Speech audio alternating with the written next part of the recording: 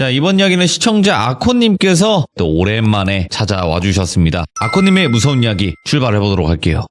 안녕하세요. 아코님. 네, 반갑습니다. 자, 그러면 오늘 아코님께서 해주실 이야기는 어떤 이야기가 될지 좀 궁금하긴 하네요. 딱 3월 초쯤, 대략 13년 전으로 좀 돌아갈게요. 오, 예. 저희 와이프가 이 내용을 좀 재밌어 했어요. 아내분께서? 네. 예. 네, 약간 현실 공포라면 현실 공포인데, 예. 네, 산이도 나고 제가 경험담이라서, 오호. 네, 한번 이걸 풀어봐야 되겠다. 딱 외쳤습니다. 알겠습니다. 그럼 바로 출발을 해보도록 하겠습니다. 렛츠가! 기르십니다. 아코예요.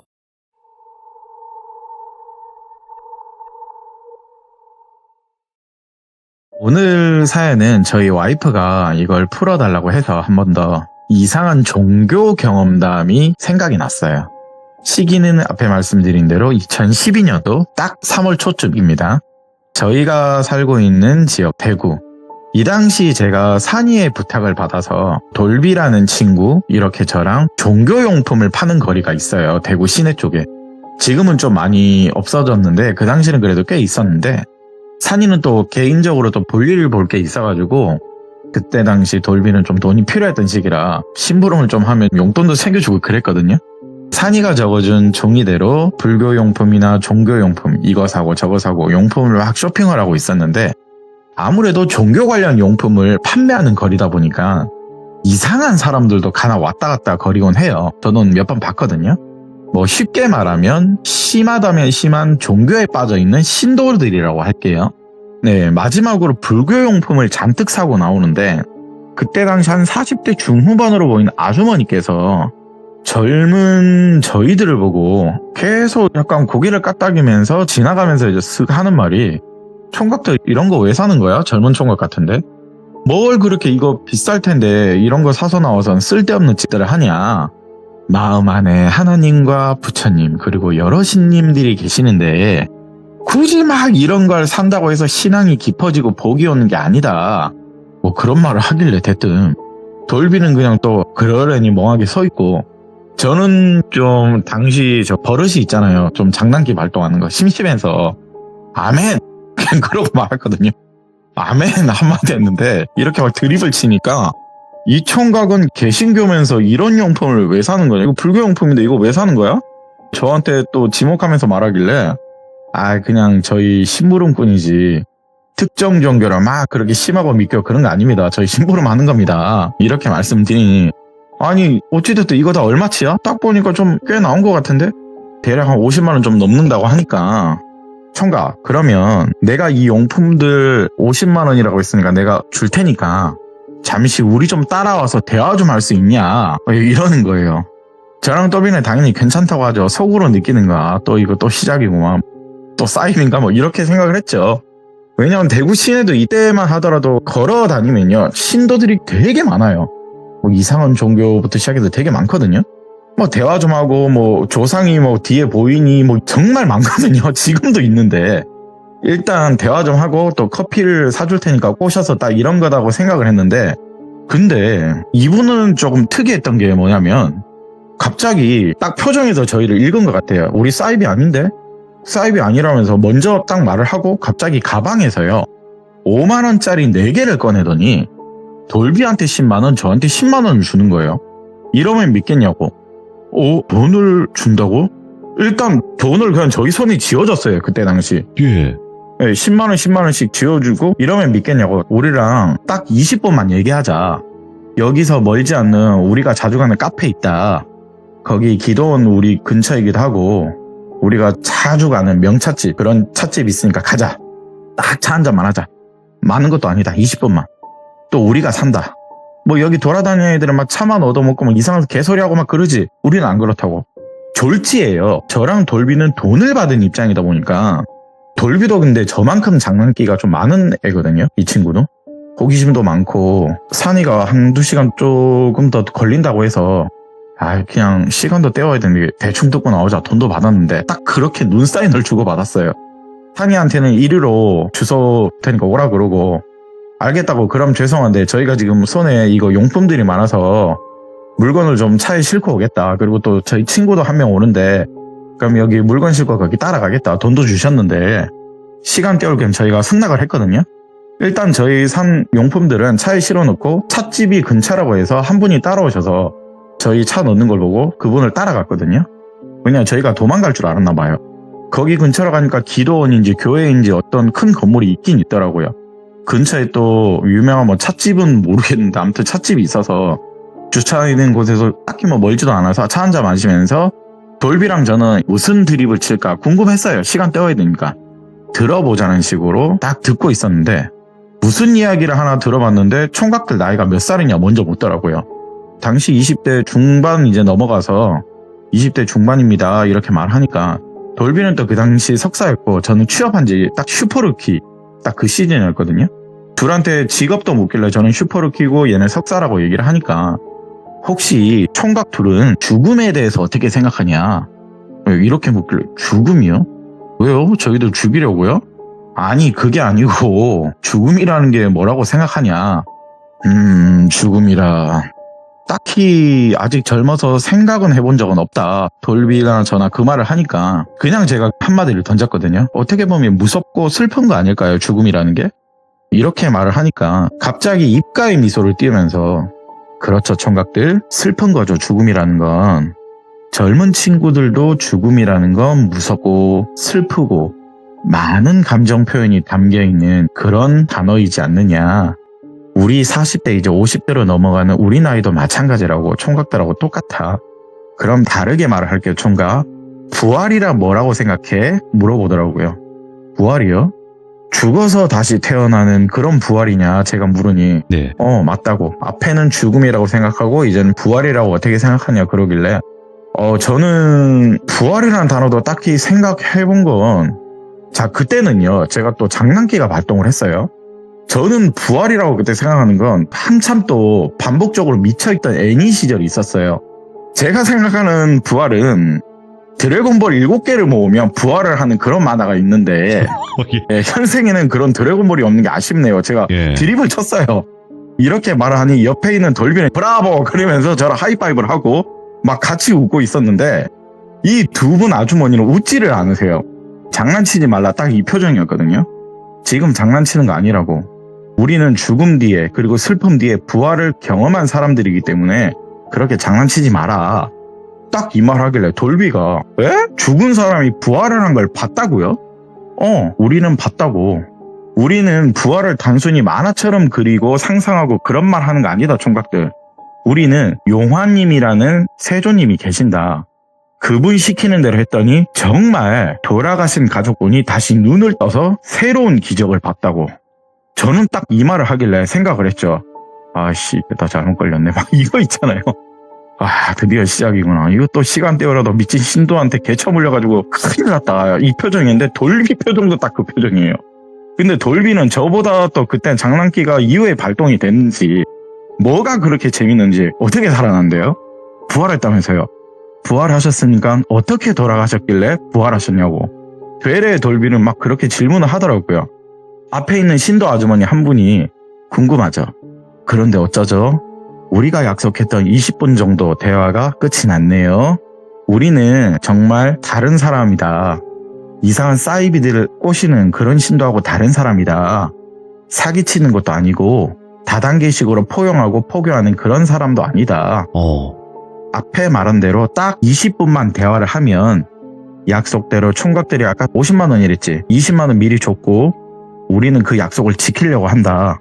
우리는 약속을 소중히 여기는 기도원 사람이다. 네. 20분 지났으니까 그 이상 궁금하면 아직 대화가 끝이 나지 않았으니까 혹시 총각들 내일 일요일 시간 되면 여기서 다시 만나서 1시간만 대화를 하자. 그럼 나머지 30만 원도 주겠다. 이러는 거예요. 설명 들어보고 마음에 안 들면 안 와도 된다. 생각해봐라. 좀 특이했어요, 돌비님. 네. 내가 알던 이런 사이비 신도들하고 좀 다른 게 일단은 그러시냐. 내일 시간이 안 되면 어쩔 수 없고요. 시간이 된다면 그렇게 할게요. 네, 이렇게 말을 하니까 명함을 또 주시더라고요. 총각들 부담 가지지 말고 총각들 연락처는 필요 없다. 왜냐? 정말 궁금하면 이 연락처로 총각들이 연락을 해라. 정말 좋은 말을 전해주고 싶은 거니까 생각 있으면 연락해달라. 그리고 오늘은 우리도 시간이 없다. 오늘 부활을 기원하는 신도분들과 약속이 있다. 그렇기 때문에 우리도 가야 한다. 자, 일단 저랑 돌비는요. 졸지에 1인당 10만 원 벌었어요. 꽁돈 생겨서 좋은데 이런 희한한 포교 활동을 듣다 보니까 딱 저희끼리 얘기를 한 것도 희한하다. 돈을 준다고? 연락처도 안 받아? 집착도 안 해? 네. 막무가내도 아니야. 희한하다 계속 그러고 둘이 있는데 일단 그 아주머니 두 분은 가셨어요. 근데 거기서 저희가 보이차를 마시고 있었거든요. 사장님으로 보이는 저희 또래 여성분이 저분들 여기 기도원 근처 가면 교회 같은 기도원 있거든요. 저분들은 찐이라고 돈도 많으신 것 같고 사람을 홀릴 목적으로 포교 활동하는 사람은 아닌 것 같다. 거기 카페에 일하시는 분이 얘기를 하더라고요. 네. 정말 저분들 어떻게 보면 특이하긴 하지만 리어카 밖에 보면 끄시는 할머니나 할아버지 있지 않느냐. 그분들한테 돈 많으시 돈도 주시고 봉사도 막 한다. 좋은 일도 주변에 내가 보기에 많이 하는 것 같고 좀 특이하다. 그런데 이상한 건 뭐 앞에 두 분이 들으셨겠지만 죽은 사람을 살릴 수 있다는 그런 부활 같은 소리를 하던데 그거 말고는 다 정상인 것 같다라고 하더라고요.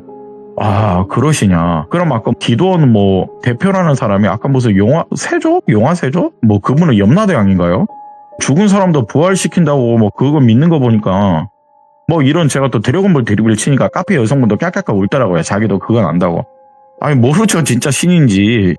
그렇게 이야기를 놔두는 와중에 산이가 왔어요. 물건 다 산이야. 그러길래 네가 말한 대로 다 샀다.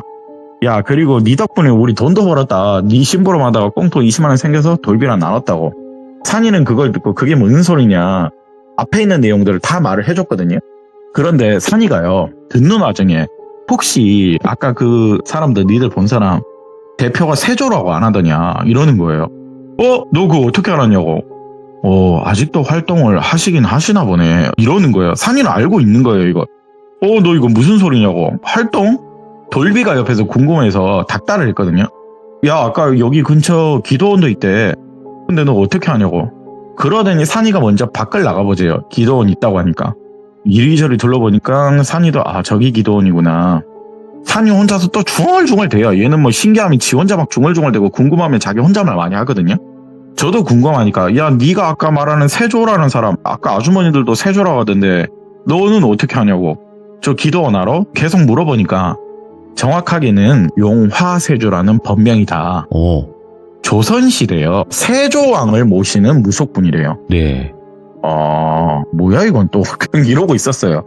원래는 저분이 착실한 크리스찬 교회 다니시는 분인데 나도 우연찮게 여러 번 저분을 봤다. 예전에 많이 봤다. 근데 제가 궁금한 거죠. 좀 뭔가 자연스러웠어요. 얘가 말하는 게. 제가 아는 산이는요. 이런 부활 같은 뭐 이런 헛소리 개소리 하면 화를 내는 친구거든요. 예. 근데 얘가 너무 자연스럽게 이런 말도 안 되는 대화에서 화도 안 내고 아직도 하시는 거구나. 상식적으로 돌비님이 생각해도 이건 말이 안 되잖아요. 무슨 드래곤볼이 있어요. 이 세상에 부활을 해요. 마인보우도 아니고 뭐 딱 봐도 개소리니까. 근데 상이는 아직도 그러는 거구나 이러고 있으니까 이건 뭐야 이거. 저는 이러고 있었거든요. 돌비랑 제가 뭐 말도 안 돼 막 이러고 얘기를 하니까 아니야. 그런데 사람 자체는 좋은 분이야. 좋은 분이었다고 얘기를 해볼게 그냥. 지금은 모르겠는데 내가 알던 그분은 좋은 분이었다. 이렇게 표현하면 돼. 한때는 용암 무속분이었고 교회를 다니셨다. 앞에 말했지 너희들한테. 그리고 이 근방에 기도원 있다는 소리도 나도 듣긴 들었다. 근데 여기 위치였다니 여기였네. 이제 기도원을 차린 거면 자기가 목사가 된 것 같은데 사실은 내가 마지막으로 알게 된 게 사건이 하나 있었다. 자, 이때 당시 기준으로 갈게요. 이 당시 한 5년 지난 것 같은데 산이가 그때 당시 알던 법령 스님 한 분 계시고 집에 무속적으로 산이한테 도움을 주시는 여자 선생님이 계시거든요. 그분들하고도 아까 뭐 세조라는 사람이 친했대요. 또 기도원을 다니시더라도 이분이 석가탄신일이나 뭐 이런 종교 행사가 가면 절도 가고 그러신 분이래요. 가끔씩 무속적 기운이 있다고 하니까 심하면 어깨 결림 같은 게 있나 봐요. 무당분들이요. 몸이 쑤실 때는 무속인들과 또 다른 무속인들을 찾아가서 자기 비방식대로 그 무속인들이 하는 뜸도 들이고 기운도 받고 그런 경우가 있대요. 너무 몸이 아프면. 그때 당시도 나 세조라는 저 사람 봤는데 그때도 역시나 나한테 잘해주셨고 정말 좋은 분이더라. 집안 자체도 재력도 있으셨고 직접적으로 뭐 손과 발로 뛰면서 봉사도 잘하시는 분이다. 안 그래도 저희 신도분들도 막 봉사한다고 그러긴 하더라. 그리고 동물들도 많이 좋아한다. 유기견 봉사도 내가 803에서 하는 거 또 봤다. 근데 어느 순간에 이제 이상하다는 사건이 있는 게 뭐냐면 대뜸 우리 선생님을 찾아와서 모시던 신님이 바뀌셨다고 눈물을 흘리시더라. 신이 무당이니까 모시는 신이 있을 거 아니에요. 근데 어느 순간 신이 바뀌었대요 갑자기. 자기 말로는 바뀌었대. 근데 그게 앞에 말한 대로 조선시대 7대 왕 세조왕이래.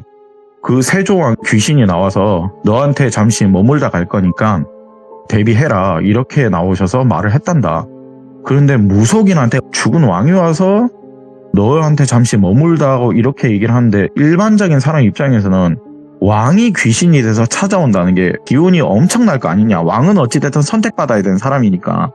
그 세조가 왔다는데 지 말로는 자기가 너무 감당이 안 된다더라. 그래서 우리 법당에도 여러 번 선생님 뵈러 많이 왔었다. 그때 들었던 게 앞에 말한 대로 세조왕이다. 그런데 그 세조왕께서 무적분한테 말을 했던 게 뭐냐면 네가 구해야 할 사람이 있다. 난 피해 군주라는 별칭을 받으니다. 구해야 할 사람은 구하지 못하고 죽여야 할 이들은 상을 주었다. 자, 이 실제 세조왕이요. 수양대군이라고 저도 배웠거든요. 피해 군주래요. 조카로 죽여서 왕이 됐다고 해야 되나? 내가 왕이 될 상인가 그거. 맞아요. 네. 피해 군주라는 별칭을 받은 이래요. 근데 그 당시 그 무속인물이 꿈에 나타나서 나는 피해 군주라는 별칭을 받으니다. 구해야 할 사람은 구하지 못하고 죽여야 할 이들은 상을 주었다. 그런데 너한테 발길이 닿을 왕가의 이시손이 올 것이다. 그는 병학하여 힘이 들지어고 결국엔 명을 다할지어다. 그는 죽었으나 죽지 아니하고 살았으나 죽었을 것이다. 그가 숨이 멎는다면 3년 사형의 곱절을 지성드리면 다시 눈을 뜰 것이고 너는 그 헌신을 다해서 전하라. 그리하면 넌 용화의 칭호를 쓰며 은덕이 하늘로 닿을 것이다. 뭐 이랬대요. 일단 뭐 조선시대 뭐 사국톤으로 막 얘기를 하길래 그때 당시는 돌면 사실 제가 못 알아들었어요. 뭐 이상하게 말을 했거든요. 한자를 써가면. 근데 해석을 하면 이분이 뭐 언젠간 이시손이 나타나서 그 사람한테 도움을 줘라. 결국 이거래요. 근데 여기서 중요한 건 3년상의 곱절을 지성을 드리래요. 조선시대의 상이 3년상이라고 하잖아요. 그럼 곱절이면은 그 2배라고 해야 되겠죠? 자, 쉽게 표현하자면 뭐 6년 가까이를 지성 드리라는 거더라고요. 네, 이 법령을 들으면 이 무속인은 세조가 될 것이다. 이걸 듣는 내내 뭔 말인지 모르겠지만 그때 당시는 그러냐. 그래서 그 세조라는 사람이 교주한테 사람이 왔더냐. 왜냐 어찌됐든 누군가 이시손이 온다고 했잖아요. 나도 들은 바에 의하면 우연인지 아닌지는 모르겠는데 왔다고 하길래 당시 저 사람이 다니는 기도원을 차린지는 모르겠는데 거기 있던 신도가 있었대요. 그런데 그 사람이 정말 아픈 사람이었고 명을 다했단다. 가족 전체가 착실하게 종교에 빠져 있는 것도 맞았단다. 저 세조라는 그 교주 말에 의하면 성은 정말 조선 왕조 이씨래요. 이씨라는 사람이 아픈 채로 왔대요. 꿈속인지 현실인지는 신님이 말한 대로 정말 들은 말을 전했대요. 이 사람한테 정말 이 사람이구나 해석이 전한 게 뭐냐면 앞에 위에 말한 대로 그대로 전했대요. 너는 이렇게 하면 될 것이다. 자, 그게 뭔가 했더니 이거를 좀 제가 조사하던 와중에요. 이게 여러분들도 오해는 없으시길 바랍니다. 종교적 치료 거부 아세요, 돌비님? 종교적인 이유 때문에 치료를 거부하는 지금도 있다고 하더라고요. 예. 근데 이거를 어쨌든 이 무속인 분이 전하라고 했으니까 그 세조 왕께서 나타나서 전했대요. 종교적 치료 거부를 어찌됐든 되면 병이 결국에 커질 거 아니에요, 돌빈이 이게. 결국에 그 사람이 수명을 다했대요. 그리고 다음으로 전했던 게 뭐냐면 죽었으면요 장례를 치러야 되잖아요. 장례를 치러야 되는데 그 시신을요 집에다 모셔놨대요. 자, 앞에 우리가 말한 게 있었죠. 3년상의 곱절 6년 동안 모셔두면 위에 말한 대로 눈을 뜬대요. 죽은 사람이 살아나고 살아난 자는 죽을 것이다. 6년 동안 거의 뭐 집을 모셔놨다고 하는데 그렇게 5년 정도 시간이 흘렀는데 집구석에다가 5년 이상 시신을 방치한 거잖아요. 어찌됐든 부활을 믿고 모신 거라고 했죠.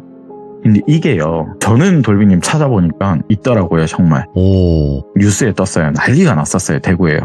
근데 차마 6년을 채우지 못하고 언론에 공개가 되면서 경찰들도 가족들을 조사할 거 아니에요. 왜 그랬냐고. 왜 그 5년 이상을 시신을 방치했냐.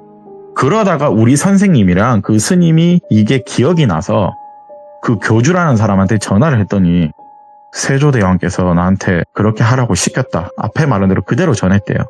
들은 말을 전한 건 사실이라고. 나는 그대로 말을 했다. 그것뿐이다. 자, 일단은 산이가 알고 있는 이 법량 스님이나 그 무속 선생님은 욕하고 난리가 났어요. 야, 이 미친 그걸 그렇다고 그걸 전하면 어떡하냐고. 어쩌다가 너 그렇게 됐냐 당신. 너를 믿는 사람이면 아무리 종교에 미쳐 날뛰더라도 사람들이 타락하거나 사리분별 못하는 게 많은데 어쩌자고 그걸 그래도 그렇게 전하냐. 네가 영화세조의 칭호를 받으려고 어쩜 그런 나쁜 짓을 하냐. 도대체 너는 종교가 뭐냐. 교회 다닌다면서 신님을 모시고 있고 교회 다니면 하나님을 모셔야지 왜 신님을 모시고 있고 또 불교 가서 절에 들어가서 부처님을 또 왜 모시고 있고 도대체 종교의 정체성이 너는 뭐냐. 니들이 기도원인지 교회 신도를 만나는 거면 교주의 칭호를 받거나 목사라는 신분일 거 아니에요. 기도원이면요. 그런데 저도 그때 당시 이거를 듣다 보니까 좀 흥미진진한데 내일 시간 내서 한번 들어볼까? 좀 그게 있었어요. 예. 예, 산이도요. 나도 오랜만에 한번 볼까? 궁금하다고 해서 연락을 바로 돌렸어요. 그날. 산이도 앞에 말한 대로 한번 봐야 되겠다. 정말 부활한 분이 있는지 돌비는 그게 궁금했대요. 사랑하는 부모님과 할머님이 점점 나이가 들 때잖아요. 그때는. 부활은 아니더라도 오래 살 수 있는 그런 비방이나 좋은 기도문 있으면 한번 드러나 봐야 되겠다. 알려주실 수 있나요? 제가 전화를 돌렸어요. 그때. 근데 돌아온 답변은요. 의외였어요. 안 그래도 우리 내일 기도원에 외곽에 하나 더 있는데 거기서 큰 기도를 내일 한다. 한 달에 한 번씩 여기서 예배를 드리는데 일로 올 수 있냐. 뭐 기름값도 우리가 줄 거고 여기는 헌금도 필요 없습니다. 그러니까 내일 이쪽으로 올 수 있냐 그러길래 주소를 받았어요. 주소를 문자로 받고 다음날 돌비랑 저 산이 이렇게 거기 찍어준 주소로 갔거든요. 좀 특이한 게 주차장에 차를 세웠는데 오른쪽에는요 기도원으로 보이는 교회 같은 건물이 있었어요. 그런데 왼쪽에는요 비슷한 건물에 원불교 같은 마크가 있더라고요. 거기 딱 붙어 있더라고요. 쉽게 딱 사람이 보면 불교식 건물과 교회 건물이 비슷한데 딱 붙어 있어요. 예, 여기는요 대구에서는 또 유명한 드라이브 코스여서 저도 자주 오곤 했던 장소거든요. 오다 가다가 본 거였는데 아 이분들 거구나. 저는 또 그때는 신기했어요. 장소로 도착을 했으니까 전화를 드리니까 어제 봤던 아주머니 한 분이 나오셔서 저희들을 반갑게 맞아주시더라고요. 우리 세조님 기다리신다고 먼저 만나러 가자고 인사 한번 드리고 오후 말씀 한번 들어보라고 오후에 예배 같은 게 있대요. 그거 하기 전에 인사 먼저 드리자고 해서 올라갔는데 자꾸 이분들이 말하는 뭐 목사도 아니고 스님도 아니고 교주도 아니고 세조라고 하니까 궁금해서 이제 기대하고 있는데 그 세조라는 교주가 나오더니 저희한테 웃으면서 일일이 악수를 해주시더라고요. 근데 좀 훈남이시더라고요. 나이는 조금 있으셔 보이는데 저희 악수하면서 맞아주는데 산이랑 악수를 할 때요. 그 세조라는 사람이 저는 이게 아직도 기억이 나요. 생생했거든요. 표정을 일그르며 산이를 보고 하는 말이 경신읍기, 의심암귀, 속거천리 이러면서 고개를 절레절레 저으시대요. 이 뭔 소리야? 저는 그때 딱 기억하거든요. 장면이. 경신읍기, 의심암귀, 속거천리. 자, 이게 지금 제가 뜻풀이를 해드리자면 경신읍기는요. 신이 놀라고 귀신이 울지어다. 의심암귀, 나를 의심하여 귀신으로 보지 말라. 속거천리, 멀리 가라. 신을 모시는 자 대화를 나는 하고 싶지 않다. 그때는 저희 몰랐어요. 돌비님. 이상한 말 하는데 산이는 워낙 한자나 고사성어도 빠삭한 놈이거든요. 근데 이걸 바로 알더라고요. 저 말을 듣는데 산이 임해서 왜 이렇게 되셨냐. 선생님 왜 이렇게 되셨냐. 도대체 아직도 뭐를 모시고 있는 거냐. 지금도 불교의 신앙이냐 개신교의 신앙이냐 아니면 아직도 신님을 모시는 거냐. 애들 말 들어보니까 어제 신도분들이 제 친구들한테 부활에 대해서 얘기하던데 그 부활의 형태가 뭔지 보고 싶다. 몇 년 전에 그런 큰 사건이 있었는데 아직도 이러시냐. 아니 예전엔 안 그러시지 않았냐. 저 어릴 때는. 왜 이렇게 되시는지 궁금하다. 자기 기억 안 나냐. 산이가 이제 막 공격적으로 얘기를 하더라고요. 근데 그 세조라는 교주라는 사람이 산이를 보고요. 왜 내가 너를 기억 못하겠냐. 803자라 그 총각 아니냐. 보자마자 나 알아봤다. 근데 여기 총각들 여기 있으면 안 된다. 돌아가라. 내가 여기 온 차비는 지어줄 테니까 그만 가라. 옆에 있는 저희를 끌고 온 아주머니 있으셨잖아요. 아니 세조님 왜 그러시냐 계속 그러는데 이 친구들 신앙에 대한 믿음이 절대 가질 수 없는 자들이다. 나를 의심하게 하는 자들이다. 그러니 그냥 선생님들 돌려보내시라고. 일단 여기서 나가라고 하니까 어쩌겠어요. 저희 건물도 아니고 저희는 뭐 나와바리도 아니니까 일단 차로 돌아갔는데 따라오신 아까 그 여성 신도님이 어제 말한 30만 원 준다고 했잖아요. 오면 주더라고요. 약속은 우리는 반드시 지킨다. 아니 괜찮다고. 저희가 궁금해서 온 거라고. 어제 20만 원도 저희가 돌려드리려면 돌려드린다고. 아유 괜찮다고 얘기를 하니까 기어이 저희 폰에 30만 원을 쥐어주면서 우리는 절대 약속을 어기지 않습니다. 정색을 하시더라고요. 너무 무섭게. 일단 30만 원 졸지 제가 손에 쥐고 있고 일단 산이는 근처 카페 많으니까 거기 가 있자고. 거기서 아메리카노 3잔을 마시고 있었는데 산이가 어디론가 또 전화를 하더라고요. 1시간 가까이 지 혼자 통화를 마치고 돌아와선 야 돌비야 아코야 다시 가보자 이러는 거예요. 그 기도원 쪽에 불교를 가보재요. 옆에 바로 불교 건물이 있었거든요. 먼발치 차 세워놓고 불교 건물 쪽으로 뭐 그러면 안 되는데 들어갔어요. 저희가 일단 들어가라고 하니까 저는 일단 안에 사람이 있을 수도 있으니까 계십니까? 저기요 계십니까? 그러면서 돌비랑 저희가 문을 두드리고 들어갔는데 문은 열려 있는데 아무도 없었어요. 오. 산이가 이리저리 둘러보면서 마당에 묶여있는 큰 진돗개 한 마리는 있더라고요. 짖지도 않고 꼬리 흔들고 있길래 산이는 개 만져주고 있고 저희는 일단 계십니까? 계시면 그래도 없으니까 야 가자 이러는데 산이가요. 아코 돌비 미안한데 니들은 저기 기도원 가서 지금 예배 같은 거 하는 것 같은데 지금 차도 많고 무슨 말 하는지 너네들 한번 들어갔다 오면 안 되겠냐. 그리고 들어가서 니들 하고 싶은 거 다 해봐라. 책임은 내가 질 테니까. 아 미쳤냐고. 여기 네 건물도 아닌데 무슨 책임이냐고. 아 싫다고. 그리고 우리 알아보면 쫓아내겠지 당연히. 아니라고. 너희들은 정말 궁금해서 온 거라고. 나 때문에 지금 너네들도 못 들어가는 거거든. 내쫓지는 않을 거라고. 그리고 지금 신도들도 지금 차 많잖아. 많이 와서 함부로 대하지는 못할 거라고. 알았다고. 일단 뭐 궁금했어요. 사실 저도 자꾸 부활부활 거리니까. 저랑 돌비는 다시 들어갔거든요. 근데 정말 크더라고요. 안에 들어가니까. 그냥 한 50명 넘는 사람들이 오셔서는 성경 말씀에 예배를 드리고 있더라고요. 자리에 끝자락에 앉아서 얌전히 듣고 있었어요.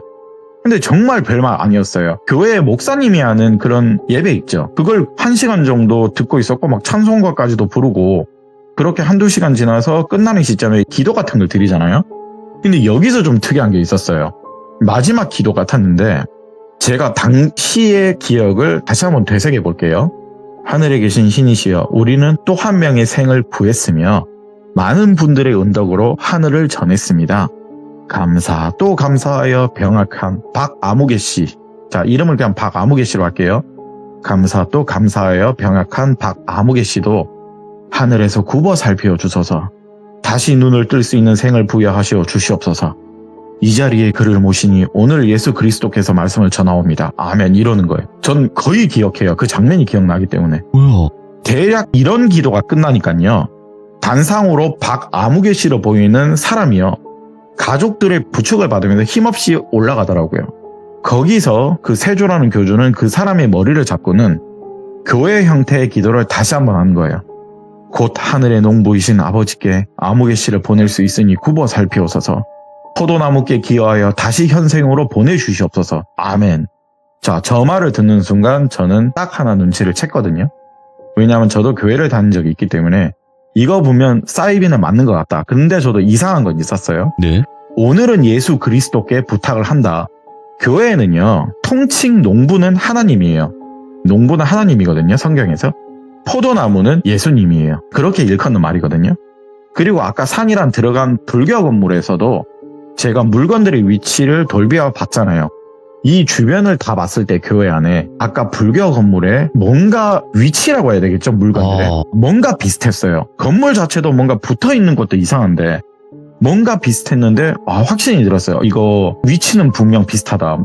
예를 들어 십자가 있는 자리에 뭐 염주 같은 뭐 그런 큰 불교 물건이 있고 딱 그 자리에 다 있는 거예요. 위치도 뭐 너무 비슷했고 그리고 교주가 기도가 끝나고 나서 그 사람이 내려와서는 그 수십 명의 한 분 한 분의 머리를 잡으면서 기도를 또 해주시는 거예요. 야, 이제 우리 때 되면 걸린다. 돌비야 나가자. 제가 그랬거든요. 야, 나가자. 곧 온다. 근데 그때요, 돌비가 나가면서 교주님하고 눈이 딱 마주쳤어요. 예, 저희를 보고는요. 어이, 여기 친구들 이리 와보라고. 마이크를 잡고 크게 말을 하는데 어쩌겠어요. 그 분위기가 있잖아요. 이거 안 가면 큰일 날 것 같은데. 친구들 나가지 말고 일로 와봐요. 어이. 어찌됐든 저희는 여기 무단으로 들어온 거잖아요. 오라고 해서 온 거긴 한데 무단으로 들어온 것도 맞으니까 수십 명의 사람을 주목을 또 받고 있어요. 시선이. 그리고 옆에 있다 어떤 예쁜 여성분이 그 당시 있었거든요. 저기요, 두 분 세조님이 부르시는데 어서 올라가 보세요 라고 하는 거야. 진짜 예뻤어요. 이러면 안 되지만. 예. 그렇게 올라가라고 해서 큰일 났다. 이거 겁나 처먹겠는데. 이런 생각을 하면서 고개 숙이면서 올라갔거든요. 근데 이분이요, 저희들 보고 들어와 있는 거 아까부터 알고 있었다. 중간에 나갈 줄 알았는데 끝까지 예배를 듣고 있는 게 신통하긴 하네. 친구한테 가서 전해요. 한때 불미스러운 일이 있기는 했지만은 나는 종교적 신념을 지키면서 사람들한테 말씀을 전해주는 일을 할 뿐이다. 두 총각 너무 색안경 안 끼고 봤으면 좋겠다. 꼭 그렇게 전해주세요. 나긋나긋하게 이렇게 남자분이 말을 해주시니까요. 예. 뭐라 반박을 못하겠어요. 너무 정말 나긋나긋했어요. 색안경 끼지 말고 너무 그렇게 보지 말라. 일단 예배가 끝나서 저희는 나갔는데 아까 저희한테 올라가라고 했던 예쁜 여성분 있죠. 돌비랑 저한테 다가와서는 저 또래 같은데 세조님이 저 말을 하시는 거면 좀 조사를 나온 건지 안 좋게 생각한 거 오신 것 같은데 제가 말씀을 드리겠다. 저희는 교회이면 교회이고 기도원이면 기도원입니다. 저희는 목사라는 칭호를 쓰지 않습니다. 굳이 말하자면 사이비식으로 교주에 가깝다고 말하지만 우리나라 교회는 대부분 하나님과 예수님을 빙자해서 목사를 숭배하는 사이비 개신교가 대부분이다. 우리 선생님은 과거 무속인이었다. 우리도 다 안다. 타락한 개신교 목사보다는 그런 칭호보다는 과거에 저도 언뜻 들었는데 법령이 생겼다고 하더라. 그래서 우리는 용화세조, 용화 떼고 세조님이라 부른다. 타락한 목사라고 안 부른다. 우리는 교회 관련 기도를 드리면서 예배를 드리는 장소이다. 우린 절대로 다른 종교에 관해서는 비판의 의도도 없다. 우리 기도는 당연히 사이비라면 사이비라고 욕도 많이 듣는다. 세조님이 말씀하신 것처럼 너무너무 그렇게 색안경 안 끼셨으면 좋겠다. 나긋나긋한 예쁜 여자가 말을 하니까요, 벙찌더라고요. 사이비긴 한데 좀 이것도 특이하다. 보통 종교에 미쳐버리면 저렇게 행동 안 하거든요. 우리 교가 최고다. 우리 재단이 최고다. 별의별 악담을 다 하거든요. 이 사이비들은요. 그런데 그렇게 보지 말라며 설득을 하는 거예요. 저희들. 이게 뭐 신종 홀림술인지. 이걸 일단 들었으니까 제가 나가서 산이한테 그대로 전해줬거든요. 그런데 산이도 이걸 듣다 보니 좀 의외의 말을 저희한테 하더라고요. 사이비는 맞는데 이상한 것도 맞다. 근데 저 세조라는 분, 아까 내가 말하지 않았냐, 한때 정말 좋은 분이셨다고. 근데 종교적 신념은 정말 있으신 것 같다. 야, 그게 무슨 말이냐고 제가 물어보니까, 야, 간단하게 말하자면 시내에 있는 기도원도 있고 여기 외곽인데도 여기 교회 같은 기도원이 있지 않느냐. 기독교에 가까운 예배를 드리면서 그 신념을 다 한다면 다 하는 것 같은데 옆에 바로 불교 건물도 있지 않느냐. 저 절인지 어찌됐든 절이라고 표현하려면 절이겠지. 그런데 또 스님 아니면 법사로 불리면서 자기 종교에 또 다른 신념을 가지고 있는 것 같대요. 자, 예를 들어 일요일이면 목사를 빙의해서 세조님이 되는 거고, 특정 다른 요일에는요, 불교 예배를 드리고 오시면 그때는 스님이 되거나 또 그 통칭 세조가 되는 거예요. 불교로 오는 분한테는 불교 세조님이 되는 거고, 교회로 오는 분은 교회 세조님이 되는 거고, 네. 그리고 무속 기운도 있다고 했잖아요. 종교 융합 같대요. 스님이었다가 목사였다가 무당이었다가. 그래서 통칭 법령을 받은 게 세조인 것 같다. 한마디로 종교 통일이네, 이 말을 하더라고요. 그런데 산이 눈에는요, 아직도 용한 기운이 있으신 것 같다. 예. 니들 커피 마실 때 내가 전화 돌려서 선생님들하고 여러분들께 좀 알아보고 물어봤는데 아직도 이상한 신념인지 다른 신념인지는 모르겠는데 좀 강한 신념을 가지고 있다. 예. 우리가 여기에 있는 종교적 신념이라고 가정을 하면 신앙으로 질병을 이겨내야 되고, 만약에 명을 다하면요, 다시 태어나거나 부활을 믿는다고 할게요. 이런 분들이. 종교적 치료 거부. 때 되면 다 가는 거예요. 그리고 다시 부활하는 거예요. 야, 이런 거 있잖아. 뉴스에 나온 적도 성경인지 하나님의 말씀인지 종교적 치료 거부 들어봤지 너? 들어는 봤지 너도. 저 세조라는 사람이 그런 손가락질 받으면서 그런 신도들을 품고 받아들이는 것 같아요. 반대로. 저기서 사기를 치거나 맹신교를 만들어서 큰 행위는 아닌 것 같아요. 정말. 보통 사람을 꼬셔야 되잖아요. 돌비님이 내 신도가 되려면 꼬셔야 되는데 오히려 그 손가락질 받는 많은 신도들이 또 있나 봐요. 그분들이 오히려 이 세조라는 사람이 다 품은 거더라고요. 알아보니까. 불교에서는 어떤 종교적 신앙으로 신념을 전하는지는 모르겠다. 야, 그만 돌아가자. 어느 정도 나도 해결은 됐는데 과거에는 어찌됐든 정말 용한 분이셨기 때문에 나도 여기서 할 말은 없다. 뭐 조선왕? 세조왕? 저분한테 잠시 쉬다 갔다고 말을 하는데 그건 또 니들 생각대로 믿거나 말거나지. 내가 말하지 않았냐. 나도 그냥 이해할 때 있다. 너 아코 돌비 맨날 귀신 보고 싶다고 나한테 그러지 않느냐. 근데 너네 둘은 절대 귀신 못 보거든. 귀신의 집을 간다 치더라도 못 봐. 너네 둘은. 니들이 기가 세서가 아니야. 니들이 은덕을 받아서 그래도 귀신 못 본다고. 기 세고 뭐 자랑하지 마라. 그거 아니라고. 그냥 니들 자체가 보이지도 않고 느끼지도 못해. 그나마 생각하는 건 기이한 일은 있구나. 이게 다이지. 근데 종교적 신념도 마찬가지거든. 사이비 포교 활동에 꼬시킴에 당해서 간 쓸게 다 빼주는 있는 자들이 있는가 반면 정말 진실을 말해도 나는 종교적 신념을 정말 믿습니다. 이렇게 말을 해도 사람들은 하지 마라. 손가락질 받는 사람이 있거든. 그 불신하는 자들을 저분이 다 받아들인 거면 딱히 할 말이 없다. 왜냐하면 어떻게 보면 저분들한테는 이분이 은인이지. 타락한 신도들이 포교 활동을 하는 걸 수도 있겠지. 일단 더 이상 나도 알고 싶지도 않고 돌아가자. 이 말을 끝으로 이 종교 통합에 대한 이 교주에 대한 이야기는 끝이 났는데 상희한테 제가 이거를 푼다고 얘기를 하니까 여전히요 돌비님 그 용화세조라 칭하는 사람은 대구에서 종교를 대표해서 자기하고 맞는 신념을 가진 신도들과 아직도 있다고 합니다. 장소도 그대로 있어요. 섬뜩하네. 종교적 통합은 전 처음 들었어요. 때로는 예. 스님이 되고 때로는 목사가 되고 때로는 무속인이 되는 그걸 통칭해서 용화세조라고 현재 불린다고 합니다. 근데 종교에 자유는 있다지만 너무 왔다 갔다 하는 거 아니에요? 저는 듣는 애는 너무 혼란스러웠어요. 예.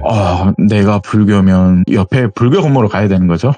내가 기독교면 일요일날 교회 건물로 가야 되는 거고 내가 귀신을 믿으면 돈을 줘서 구판을 해야 되고 다 품었다는 거잖아요. 네.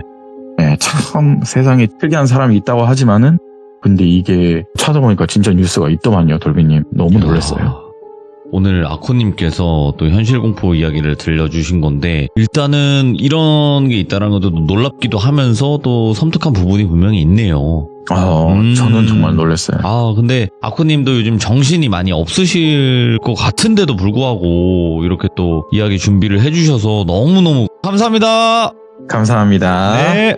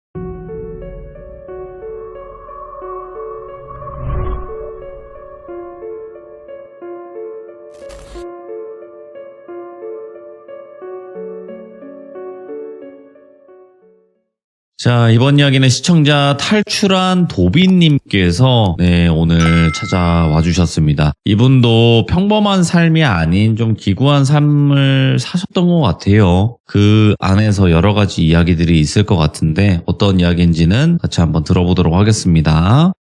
안녕하세요. 네, 아이고 탈출한 도비님 반갑습니다. 반갑습니다. 네, 야외에 계시군요. 네. 어떻게 하셨나요? 아유, 야외에 풀벌레들이 저희를 맞이하거든요.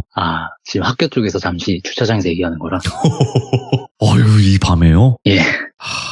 자, 아무튼 그 상황이 어쩔 수 없는 상황이니까 네네. 그렇게 또 참여해 주시는 것만으로도 감사드리고요. 자, 그러면 탈출한 도비님께서 오늘 해주실 이야기가 제가 봤을 때는 일반적인 삶을 사셨던 건 아닌 것 같아요. 그렇죠, 아무래도. 네, 어릴 적부터 쭉 지내오시면서 또 일반적인 사람들이 겪지 않는 일들을 겪으면서 사신 것 같은데 오늘 그에 대한 이야기가 될 것 같아요. 그럼 바로 출발을 해보도록 하겠습니다. 렛츠가! 키리씨입니다. 탈출한 도비예요.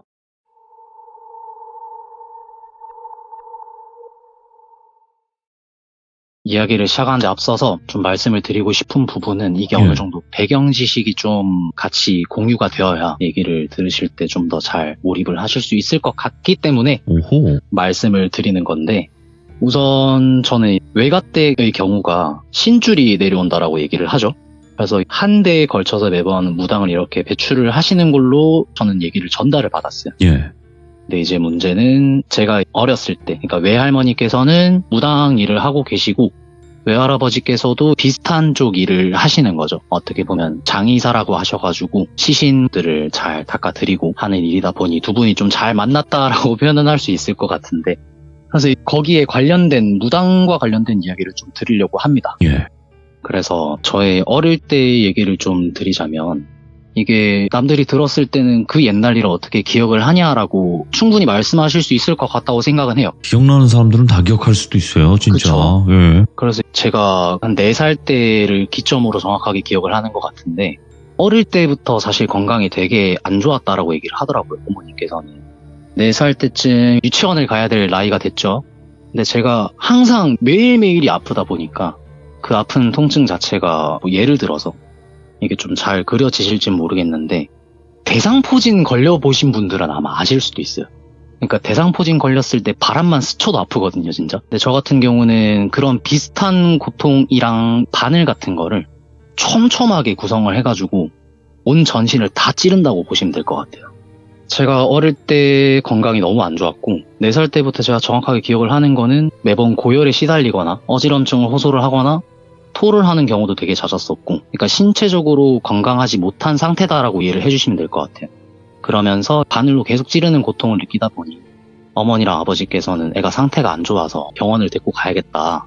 그래서 그때는 제가 서울에 살 때라 병원을 진짜 많이 다녔어요. 큰 병원들을 3-4군데 정도로 갔던 걸로 기억을 하는데, 제가 오늘 사연 제보 때문에 한번 여쭤보니까 그거보다는 배로 병원을 갔다라고 하시더라고요. 예. 이후에 진행된 바로는 병원에서는 의사 선생님들이 다들 말씀을 하시는 게, 이게 뭐 척수액을 검사를 해보든 어떤 다양한 검사를 해보아도 상태에 대해서 정확하게 병명을 밝힐 수가 없다.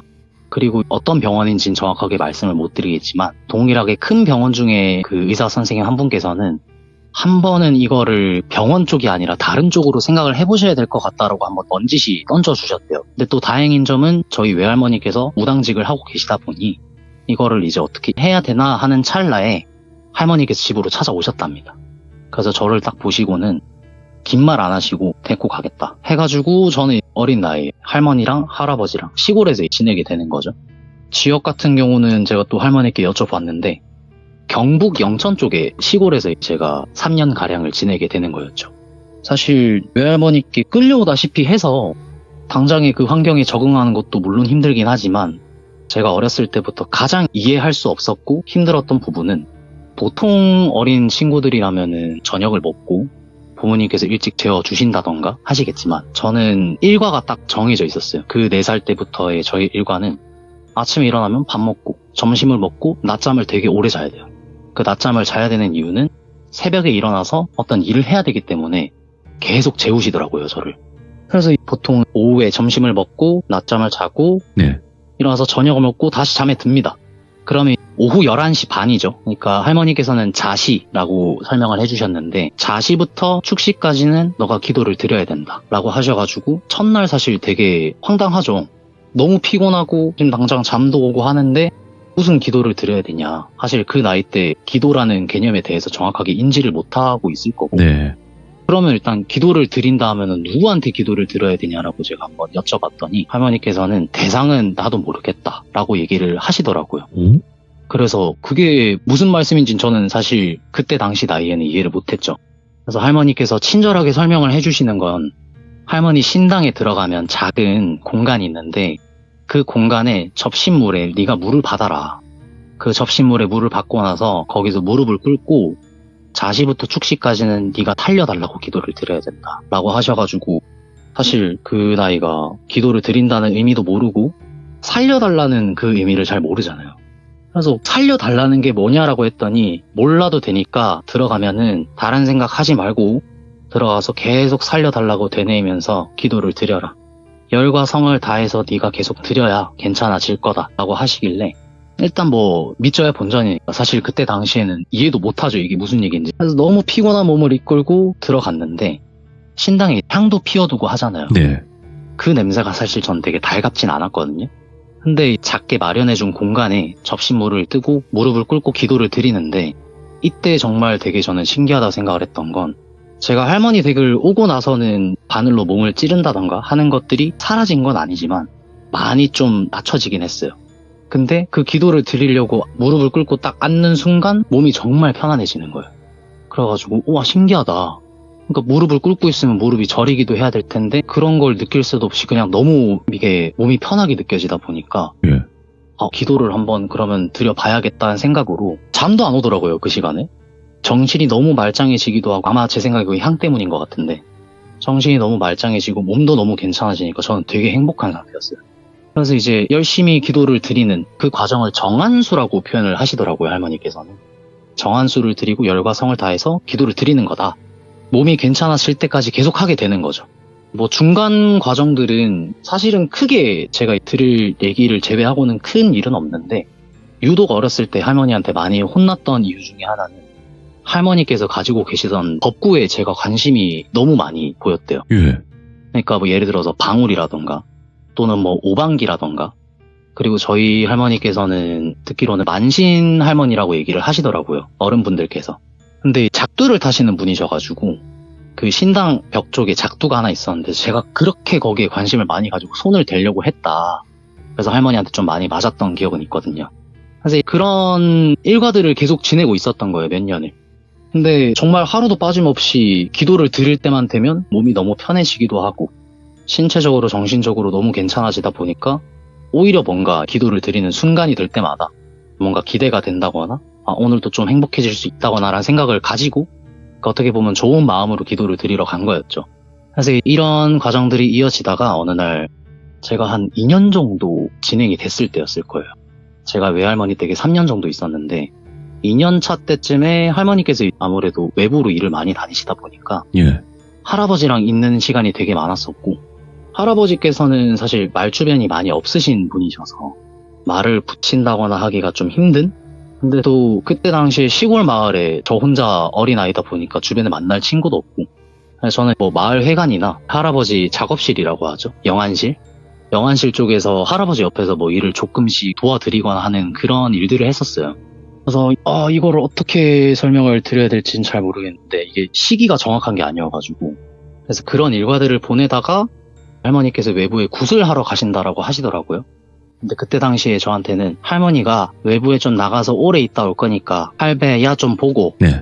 그러고 니는 오늘 집에서 나오지 마라. 꿈자리가 안 좋다라고 얘기를 하시더라고요.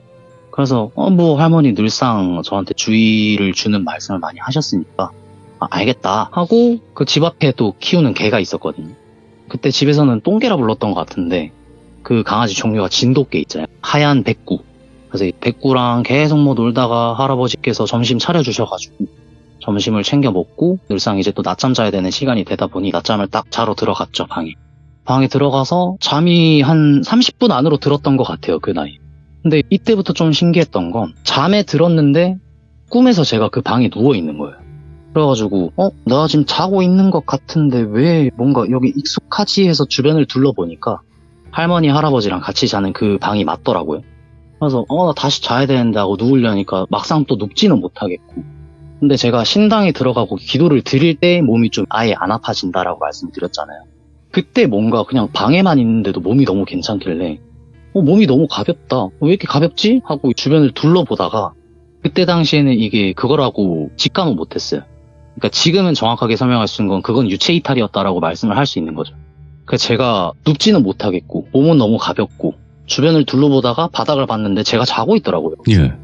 그래가지고 이게 무슨 일이지 하고 그래 꿈이니까 그럴 수 있겠다 막연하게 생각을 했죠. 뭐 지금 잠도 안 오니까 못 자는 상황이니까 그럼 다시 나가서 집 앞에 있는 백구랑 같이 또 놀고 그리고 또 잠 오면 다시 들어와야지 라고 생각을 하고 방문을 열고 나갔어요. 나가는데 백구가 딱 저를 보고 되게 반겨주는 거예요. 평소처럼 꼬리를 막 흔들면서 짖지도 않고 되게 착한 친구였거든요. 그래서 이제 한 5분에서 10분 정도 백구 막 만져주면서 그러고 있다가 잠이 너무 안 올 것 같길래 그럼 평소에 마을 회관에 가면은 할머니 분들이랑 할아버지가 간식 같은 거 많이 챙겨주시잖아요. 애기들 귀엽다고. 그래서 누룽지 사탕 이런 거 좀 얻어 먹으러 가야겠다 해가지고 그 어린애가 밖에 나갔어요. 근데 그 할머니 댁이 언덕백이 좀 위쪽에 있었는데 언덕을 내려가면은 바로 앞에 버스 정류장이 보이고 네. 오른쪽으로 길 따라서 쭉 걸어가면은 마을 회관이 나오는 그런 시골 작은 동네였거든요. 회관까지 그때 걸어서 거의 한 20분 정도 걸리는 그 정도 거리였는데 완전 망각을 해버린 거죠. 할머니께서 오늘 꿈자리가 사나우니까 절대 나가지 말아라 라고 얘기를 하셨음에도 불구하고 저는 그냥 꿈이겠거니 하고 출발을 했던 거죠. 그래서 되게 신나게 잘 가고 있었어요. 10분에서 15분 정도 걸어갔을 때 완전 시골이다 보니까 옆엔 밭이랑 논이랑 되게 많이 딱 펼쳐져 있는 그런 공간이었거든요. 그리고 이제 그 물들이 흐르는 배수관이라고 하나요? 그런 걸? 작은 또랑 같은 그런 것들이 많이 있어가지고 도로 중간으로 가진 않고 끝쪽으로 붙어서 차들 또 지나다녀야 되니 그런 쪽으로 쫙 붙어서 걸어가고 있는데 저 앞에 육안으로 확인할 수 있는 거리에 어르신 한 분이 서 계시길래 그럼 지나가는 길에 인사를 드리고 가야겠다 해가지고 한 1분에서 2분 정도 걸어가니까 가까워지더라고요, 그분이랑. 근데 제가 그때 봤던 모습은 한 40대에서 50대 정도 돼 보이는 좀 마른 형체, 마른 육체를 가지신 아저씨 분이셨어요. 그래서 제가 안녕하세요 아저씨 인사하고 지나가려고 하는데 그 아저씨께서 딱 저를 거의 붙잡는다라고 표현을 해야 될까요? 예? 신체적인 접촉은 없었는데 아저씨께서 애야 잠깐만 이렇게 하시길래 그래서 제가 네 하고 딱 돌아봤는데 아저씨가 되게 일단 낯빛이 좋진 않았다라고 해야 될 것 같아요. 근데 그 아저씨 분께서 애야 너 혹시 염 할 줄 알아? 라고 물어보셔가지고 근데 그 사실 염이라는 게 그거잖아요. 장의사분들이 치를 닦아주고 하는 그런 것들을 염이라고 하잖아요. 예. 근데 저는 외할아버지께서 또 장의사시다 보니까 그런 과정을 많이 도와드렸어요. 그러니까 뭐 소독약 같은 거 있으실 때 탈면지라고 하죠. 탈면지 들고 와라 하면은 그 이상한 솜 같은 종이 들고 와서 딱 갖다 드리면 할아버지가 잘했다 하고 저 들어가 좀 앉아서 쉬어라 하시면서 염하시는 모습을 많이 봤거든요, 어릴 때. 그래서 그 아저씨께서 애야 너 염 할 줄 아니? 라고 하길래 네, 저 할 줄 알아요 라고 자신있게 얘기를 했죠. 저도 왜 그랬는지 모르겠는데 그냥 저는 그때 당시에 그게 소꿉놀이 정도라고 생각을 했어요. 왜냐하면 평소 뭐 유치원을 다니는 친구들이라 얘기를 하면 일반적인 친구들이랑 시간을 보내면서 뭐 도형이나 장난감 같은 거 가지고 놀고 하잖아요. 예. 근데 저는 할머니 댁에 있다 보니까 할머니 댁에 가지고 놀 수 있는 거는 방울, 부채, 오방기, 작두 이런 거밖에 없고 할아버지랑 같이 했던 경험은 식 닦는 그런 걸 좀 도와드린 거밖에 없었으니까 그래서 저는 그게 소꿉놀이 일종이라고 생각을 했던 것 같아요, 그 당시에. 그래가지고 염할 줄 안다. 아저씨 왜 그러시냐 했더니 그럼 나 염 좀 해줄 수 있니? 라고 해가지고 그럼 아저씨 손잡고 할아버지 집으로 가자고 해가지고 제가 아저씨 손을 잡았어요. 아저씨 손을 잡고 다시 왔던 길을 돌아가고 있었죠. 그래서 돌아가는 길에 제가 계속 아저씨한테 여쭤봤었던 건 아저씨 어디서 왔어요? 또는 아저씨 처음 보는 얼굴인데 이 동네 사람이냐? 아저씨 저랑 놀아줄 거냐? 이렇게 얘기를 하는데 계속 말을 붙여도 대답이 없으시니까 저도 기분은 안 좋았죠, 그때. 나름 예의 바른 어린이로 보이고 싶었는데 그렇게 반응을 하시다 보니까 문득문득 말을 붙이면서 아저씨를 쳐다봤어요. 근데 되게 뭐라고 하죠? 안광을 잃은 사람이라고 얘기를 해야 되나? 그러니까 좀 멍하신 것 같아 보이기도 하고 네. 지금 저도 이 얘기를 하면 살짝 소름이 돋기는 하는데 그때 당시에 저는 이게 뭐 어떤 아프신 분인지 아니면 좀 이상하신 분인지 이런 걸 전혀 몰랐으니까. 네네. 그래서 그냥 뭐 집까지만 가면 되겠다 해서 계속 그래도 끈기 있게 말을 붙였어요. 아저씨 몇 살이냐, 아저씨 어디서 오셨냐 또 계속 물어보고 하는데 끝까지 대답이 없으시고 그냥 계속 이 얘기만 하시는 거예요. 그래서 뭐지? 그냥 이상한 아저씨네? 도착하면 놀아주시겠지 하고 또 돌아가는 길에 버스 정류장이 보이길래 이제 왼쪽으로 언덕만 올라가면은 할머니 집이랑 할아버지 작업실이 나온다. 그래가지고 언덕배기로 올라가려고 하는데 그 언덕 위에서 백구가 진짜 미친 듯이 짖는 거예요, 애가. 그래가지고 제가 짖는 애가 아닌데 낯선 사람이 와서 그런가? 왜 저렇게 짖어대지? 하고 언덕을 반쯤 올라왔을 때 백구 이제 상체가 좀 보이기 시작했어요. 근데 저만 보면 항상 꼬리를 흔들면서 되게 반겨주고 잘 놀아줬던 친구인데 처음으로 저는 걔가 되게 무서워 보이는 거예요. 입을 막 이렇게 울그락불그락 올려가지고 걔들이 경계하는 그런 얼굴 있잖아요. 그러면서 컹컹 짖어대는데 그 소리가 너무 크고 너무 무섭고 이래가지고 무슨 일이지 이랬는데 할머니께서 방에서 나오시더라고요. 그때 나가셨다 돌아오신 것 같아요.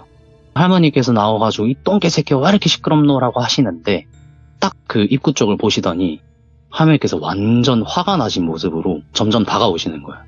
다가오셔가지고 호통을 치시는데 저희 할머니께서는 만신을 모시다 보니까 여러 신이 좀 깃들어 있는 편이잖아요. 네. 근데 매번 그런 일을 하시거나 영적인 일을 좀 해결할 필요가 있을 때 그 목소리가 많이 달라지셔요.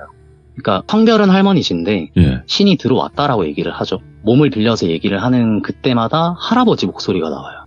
처음 들어보는 할아버지 목소리가 나오는데 그 목소리가 되게 우렁차신 편이거든요. 하면서 그 할아버지 목소리로 네가 지금 여기가 어디라고 기어와! 하면서 전부 소리를 지르시고 당장 거기서 꺼지라고 우리 애 내려놓으라고 이렇게 얘기하면서 막 뭐라 화를 내시는 거예요. 저는 사실 그 자리에서 되게 굳어버렸죠. 왜냐면 전 단순하게 큰일 났다. 할머니가 나가지 말라 했는데 나왔다. 이걸 걸렸구나. 저는 이것 때문에 겁을 더 먹었어요. 걔가 짖는 거랑 할머니랑 했던 약속을 안 지켰던 것 때문에 엄청 혼나겠구나 하는 그런 생각에 공포에 살짝 질려있는 상태였는데 그때까지 계속 옆에 아저씨 손을 잡고 있었거든요. 그러고 이제 할머니께서 안 되시겠는지 들어가셔가지고 법구랑 이런 걸 다 들고 나오셨고 저희 집안에 보면 신당 들어간 쪽에 팥주머니가 되게 많았어요. 그 팥이 완전 빨간 팥인데 그 팥 주머니를 한 움큼 딱 쥐고 오시더니 저쪽으로 막 뿌리시는 거예요. 그래서 그 뿌렸던 팥을 제 몸에 이렇게 탁 부딪히면 떨어지잖아요. 딱 부딪혔는데 방에서 제가 깬 거예요. 그래가지고 무슨 꿈이 이렇지? 라고 하는데 밖이 너무 시끄러워가지고 제가 문지방을 살짝 열었죠. 살짝 열어서 밖에 봤는데 그 아까 꿈에서 봤던 그대로 백구가 언덕 아래쪽을 보면서 엄청 짖고 있고 할머니께서도 계속 뭘 하시는 것 같았어요. 그때 당시에 팥을 뿌리고 막 할아버지가 집에 계셨으니까 예. 영감 소금 갖고 와! 이래가지고 소리 엄청 크게 지르시고 그래가지고 이게 무슨 일이지? 하고 있다가 제가 딱 방에서 나오려고 하니까 저는 소리를 안 냈다라고 생각을 했거든요. 근데 할머니가 고개를 확 돌리시면서 저를 정확하게 노려보시더니 너 들어가서 나올 생각하거들 말아라 라고 하셔가지고 완전 긴장을 해버렸죠. 그래서 나는 방에 있었던 거다 라고 했었던 거죠 저는. 그러고 할아버지께서 소금을 가져다 주신 것 같아요. 그러더니 밖에서 할머니랑 막 얘기하시는 소리가 들리는데 방으로 할아버지가 들어오시더니 할아비랑 같이 TV 보자 이러면서 앉히셔가지고 예. TV를 계속 보고 밖에서는 방울 소리부터 해가지고 무슨 소리가 다 들리고 이렇게 되는 거예요. 그러고 있다가 1시간 정도가 안 됐을 거예요. 할머니가 딱 오시더니 할아버지를 부르시더라고요, 방 밖에서. 그러니까 나가셔서 방문 바로 앞에서 얘기하는 걸 좀 들었을 때 이장님 댁에 연락을 해봐야 될 것 같다. 그래가지고 야를 좀 볼 사람이 필요하다 해서 전화 잡고 빨리 얼른 마을 이장님한테 전화 때리라 이래가지고 할아버지께서 전화를 하러 가셨어요. 그리고 시간이 한 40분 정도 흘렀을 때 그 이장 부인님 되시죠, 와이프분. 그래서 이장 부인 어르신이 오셔가지고 평소에 저를 회관에서 엄청 챙겨주셨던 분이셨거든요. 그래서 할머니 오셨냐고, 할머니 어떻게 오셨냐, 할머니 저 놀아줄 거냐 정신없이 얘기를 하니까 예. 보통은 막 되게 그래 우리 손주 이러면서 막 챙겨주셨던 분인데 되게 표정이 안 좋으신 거예요. 그러면서 야야 들어가자 이렇게 해가지고 들어가시더니 저희 외할머니랑 외할아버지께서 잠시 나갔다 올 테니까 우리 애 좀 잘 봐주소 이러고 나가시더라고요. 그러고는 사실 그때 당시 기준으로는 시간이 한참 흐르고 나서 두 분이 돌아오셨었고 이장 부인님도 돌아가시고 예. 그러고는 할머니께서 저한테 딱히 혼내시는 건 없었어요. 그 신당으로 부르셔가지고 그냥 늘 하시던 말씀처럼 자시부터 축시까지는 열심히 기도드려라. 살려달라고 꼭 빌어라. 알겠지? 라고 하시는데 평소랑 조금 달랐던 건 그 목소리가 되게 이전에는 너 이거 해야 돼 라는 느낌이었다면 이번엔 좀 되게 측은해 하시면서 해야 된다 알겠지? 이라는 느낌이 좀 강했거든요. 예. 그래서 그냥 뭐 할머니가 오늘 좀 많이 힘드셨나? 이 생각하고 알겠다고 할머니 걱정하지 말라고. 그래서 평소처럼 계속 자시부터 축시만 되면은 할아버지께서 깨워주시고 신당에 들어가서 접시에 물 뜨고 정한수를 뜨는 거죠. 정한수를 뜨고 기도를 드리고 이렇게 하고 3년이 다 됐을 무렵쯤에 자고 일어났는데 몸이 그냥 편한 거예요. 신당을 안 들어가도. 그래서 이거 전에 한번 느꼈던 건데? 해가지고 둘러보다가 바닥을 딱 봤는데 다행히 그땐 제가 안 누워있더라고요. 그러니까 꿈이 아니고 현실이다 라는 생각이 들어서 몸이 괜찮다. 어떻게 된 거지? 라고 하다가 할머니께서 또 계속 바쁘셨어요. 밖에 나가셨다가 다른 마을 가셨다가 또는 멀리 출장 가시는 날도 계셨었고 일을 마치시고 집에 돌아오셨는데 저를 딱 보시더니 야야 니 이제 집에 돌아가라 라고 얘기를 하시는 거예요. 그래가지고 내가 너 어머님한테 연락 넣을게 해서 연락을 드리고 그 다음날 어머니 아버지가 오셔가지고 저를 데리고 돌아갔어요. 그러니까 저는 프로고이 초등학교를 네. 가게 되고 초등학교에서도 뭐 이런 얘기를 해봤자 좋아할 친구들이 없잖아요. 또 저는 마을 어르신분들이랑만 지냈다 보니 유년 시절을 공감대를 형성하기도 되게 힘들었고 뭐 중학교 가서도 매번 이런 안 좋은 경험들은 하게 되는데 이게 주변 친구들한테 얘기하면 얘 또 헛소리 한다. 아이고. 얘 툭하면 귀신 본다 한다. 그래가지고 사실 저는 이 사연 제보하기를 너무 기다리고 있었거든요. 적어도 귀종님들께서는 들어주시지 않을까. 네. 그래서 어떻게 보면 저의 대나무 숲이었던 공간인데 예. 이 이야기를 마무리를 지어야 되잖아요. 그래서 제가 중학교쯤 됐을 때 예. 연휴만 되면 이렇게 또 가서 인사드리고 하다 보니 제가 그때는 귀신이 뭔지도 알고 정확하게는 모르지만 개념은 알게 되고 그래서 추석 연휴를 빌려가지고 할머니를 뵀을 때 말씀을 드려봤어요. 할머니 혹시 나 어릴 때 그거 기억하시냐? 라고 하니까 그건 니 알아서 좋을 거 없는데 와 자꾸 물어보노? 라고 하시길래 너무 궁금해서 그런다. 그러니까 할머니께서 그때 당시에 말씀해 주셨던 건 네가 얼마나 힘들게 그거를 벗겨냈는데 이 신줄을 내가 다 막아놨는데 예. 관심 가지지 마라. 네 지금 20살 넘어서까지 계속 관심 가지고 이러면 이때까지 기도한 거 다 쓸모없다. 그럼 네가 이제 어느 정도 안 나이니까 내가 얘기해줄게. 네 신내림 받을 거가 하셔가지고 잘 모르겠다고 하면 나 하고 싶은 거 많다. 그러니까 할머니께서 그러면 관심 이거들랑 다 끊어버리고 생각하지 마라 라고 하셔서 중학교 1학년 때는 얘기를 듣질 못했어요. 네. 근데 궁금하잖아요. 그래서 제가 또 궁금한 건 못 찾는 성격이라서 설 때 다시 찾아뵙게 되죠. 네. 찾아뵙고는 할머니 이 그냥 얘기 듣는다 해가지고 신내림 받을 거 난 잘 모르겠다. 궁금하니까 얘기 좀 해줄 수 있으세요? 라고 했더니 니 그 얘기하고 왜 궁금한데 해가지고 그냥 너무 궁금해서 그런다. 나도 알 권리는 있지 않냐. 나도 당사자인데. 그렇긴 하죠. 예. 그래가지고 할머니께서 얘기를 해주시는 건 그때 할머니께서 외부에 일을 마치시고 돌아오셨대요. 돌아오셔서 저를 깨워서 저녁 준비를 하고 저녁을 먹이고 다시 재우려고 방에 들어왔는데 분명 얘가 지금 자고는 있는데 혼이 없고 백만 남아있다라고 생각을 하셨대요. 그래가지고 지금 이게 어떻게 된 상황이지? 라고 하시면서 안 그래도 감이 안 좋아서 빨리 돌아오셨다 하더라고요. 그래가지고 일단은 집 밖에 나와서 상황을 봐야 된다 하는 찰나에 집 앞에 키우던 백구가 계속 짖어대기 시작했던 거죠. 그래서 할머니께서는 그때 직감을 하셨대요. 아 얘가 나갔구나. 그러니까 분명 제 육체는 거기 남아있는데 네. 그렇게 생각을 하신 거래요. 얘 나갔다. 해가지고 방문을 벌컥 열고 나오셨는데 제가 저 언덕 밑에서 걸어 올라오고 있었다 하더라고요. 근데 옆에 뭐 하나를 잡고 오는데 할머니께서 보셨던 거는 분명하게 그거는 연가래요. 근데 그때 뭐 밤도 아니었고 오후 시간대였거든요. 낮에도 귀신이 돌아다닌다라는 사실을 그때 전 알게 됐던 거죠. 그래서 제가 연가를 잡고 올라오는데 얘가 지금 뭘 잡고 올라오나 하고 딱 보셨는데 손이 아니라 혀가 길게 늘어져 있는데 그 혀를 제가 손으로 감아서 잡고 오고 있었다라고 얘기를 하는 거예요.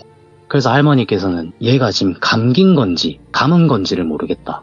그래서 일단은 얘를 쫓아내야 되겠다 싶어가지고 하실 수 있는 비방은 다 하셨다라고 하시더라고요. 그러니까 즉각적으로 할 수 있는 비방이었던 뭐 팥 뿌리고 소금 뿌리고 칼도 들고 나오셨었고 그럼 쫓아내려고 오만 짓을 다 해봤는데 손잡고 있다가 팥을 딱 떨쳐내니까 저는 사라졌고 그 영감만 계속 남아있었던 거죠.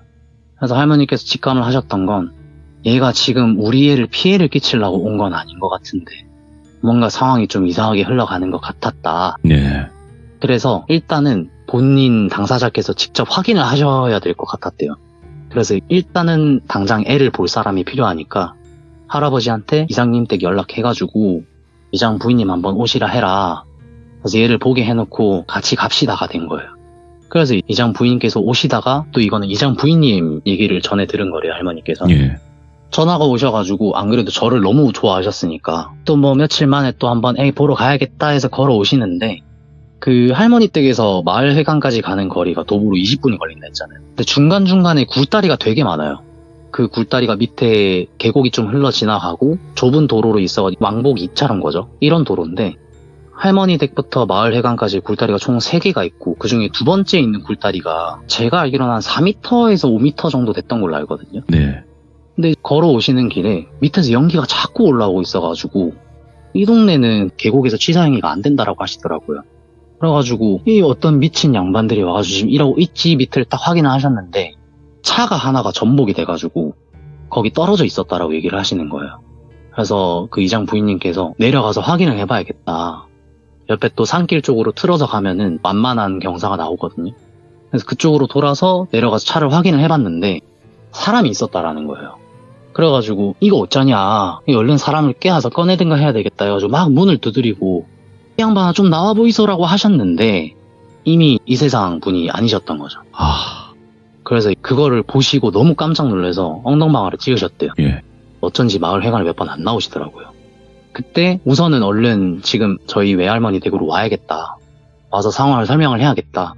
얼른 급히 오셔가지고 집 전화를 빌려서 이장님 댁에 연락을 다시 넣고 사람이 지금 하나 죽었다.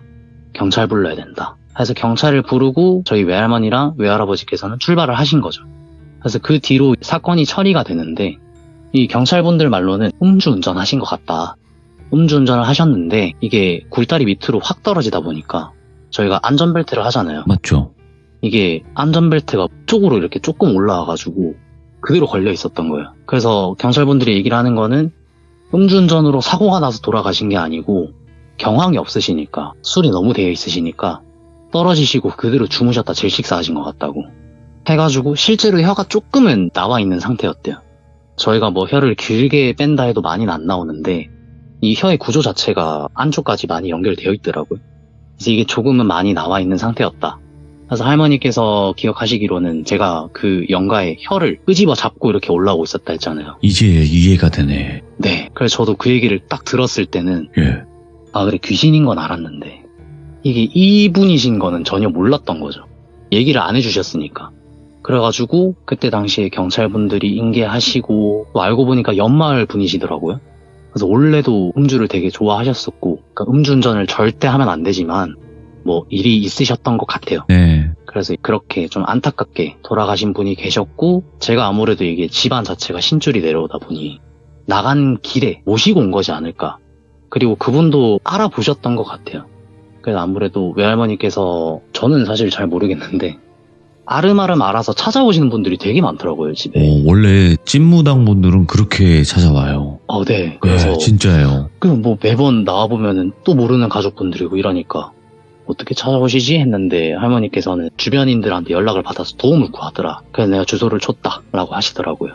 그래서 여튼 그때 그렇게 저의 궁금증이 해소가 되어버린 일이 있었던 거죠. 그게 불과 미취학 아동일 때의 일이었습니다. 그러면 지금 이게 어찌 보면 그냥 시작에 불과하겠네. 그죠? 와, 도대체 어떤 삶을 살아오신 건가요? 할머니께서 표현을 하시는 거는 네가 지금 신내림만 안 받았지 네. 신을 모시고 있는 상태다 생각을 하면 된다. 아, 그러니까 헛짓거리 하지 말고 착하게 살아라. 남들한테 피해 주지 말고 그거 다 니한테 천살로 돌아올 거다 라고 하시더라고요. 그리고 저 같은 경우는 영안보다는 같은 개념일 것 같긴 해요. 뭐라 저는 정확하게 이걸 배우질 않았으니 설명은 잘 못 드리겠는데 할머니께서는 저는 화경으로 본다라고 얘기를 하더라고요.